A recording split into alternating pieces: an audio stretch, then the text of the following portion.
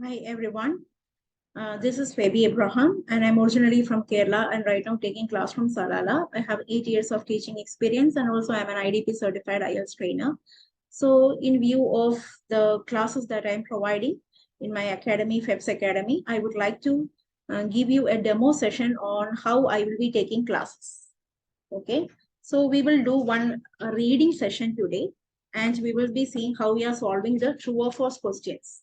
So usually 2 or 4 questions are very difficult. So we will see how we are going to deal with it. Okay, so let me share. Okay, so I have shared this particular question paper. This is Cambridge book number 17, Academic IELTS. The development of London Underground Railway. So let us first look at the question. We will look at the true or false question. So we need to understand that a particular question, the answer will be true if the statement is agreeing with the information. The answer will be false if the statement is contradicting that information. The answer will be not given if there is no information on that particular matter. Okay, so let us see this. First statement we are going to see. Other countries had built underground railways before the metropolitan line opened. So the keywords here is other countries. Okay, other countries have built underground railways before the metropolitan line opened. Let us see if it is true or false. Before metropolitan line opened. Okay. So this true or false questions we will start from the first paragraph itself. We will start from the first paragraph itself. We will see that it's okay. It is not there. So we will come down. We will look at metropolitan. What was our question? Metropolitan line. Okay, so we will look for the word metropolitan line.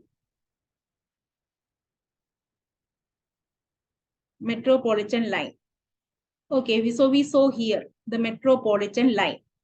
Okay, so let us see the metropolitan line, which opened on 10 January 1899, was the world's first underground railway.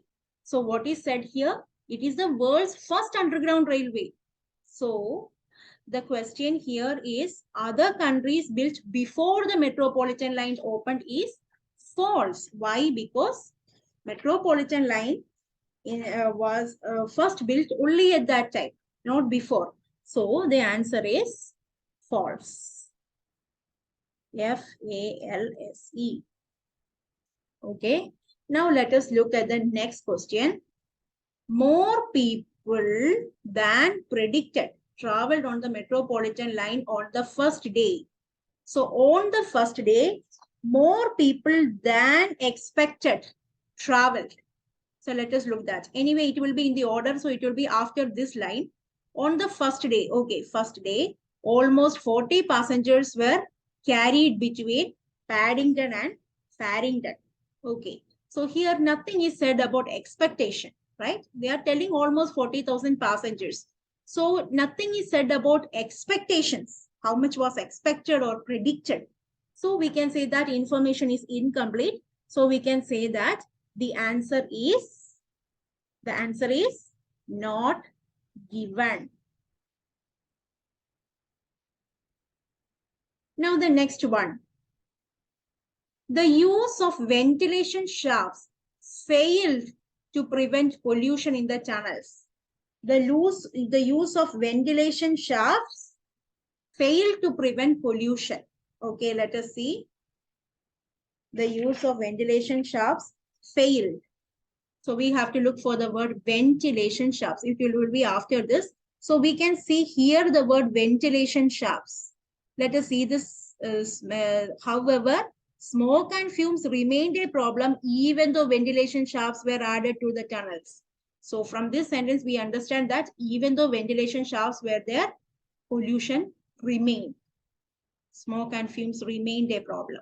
So this particular question, the use of ventilation shafts failed means it didn't work, right? So the answer is true. Now next one, a different approach from the cut and cover technique. Different approach from the cut and cover technique was required in London central area. Another than cut and cover technique, we require different option.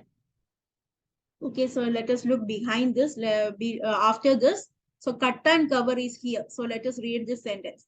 The cut and cover method of construction was not an option. Not an option means different option is required. That means the question, the answer is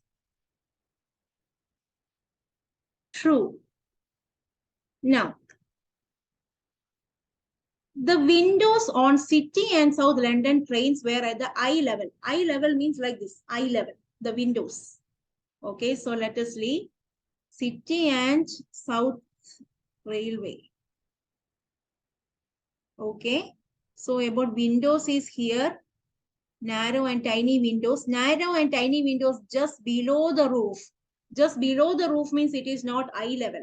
So therefore, this particular statement is false. It is not at eye level.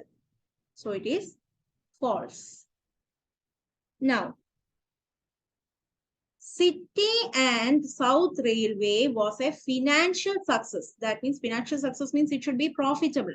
So the answer will be only below this. So let us see. City and okay. South Railway was a technical achievement. It did not make profit. It did not make profit means it is not a financial success. So therefore the answer is false. Okay. So trains on Twopenny Tube was nearly always ran on time. Twopenny Tube nearly always ran on time. Okay, let us see the answer. Nearly always ran on time. Twopenny Tube. So we will be looking for the word Twopenny Tube and it will be in the order. So it will be here. Twopenny Tube. So let us read this sentence. Then in 1900, the Central London Railway, known as Twopenny Tube, began operation using a new electric locomotives. It was very popular and soon afterwards, new railways and extensions were added to the growing tube network. By 1907, the heart of today's underground system was in place. Nowhere it is telling about the time, like when it was going on. So nowhere it was telling the time means this particular, it is nowhere it is telling about the time, whether it ran on the time or anything. So it is not given. Okay.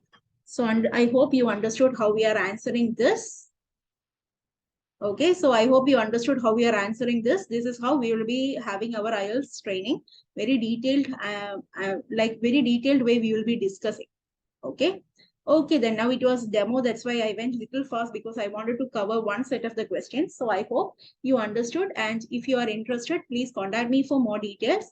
The fees for 45 hours training would be 13,999 and for batch class it would be 4,999. Batch class we will start only when we have 5 to 10 students. So if you want individual attention, so you can go for individual training 45 hours. So those who don't know anything about IELTS, you better join 45 hours training. Those who know something and require less practice, you can go for 30 hours. If you are looking only for one particular module, maybe you can look for 20 hours for that particular module, like that. Anyway, the classes will be completely customizable according to your needs. So if you are interested, please contact me. Thank you.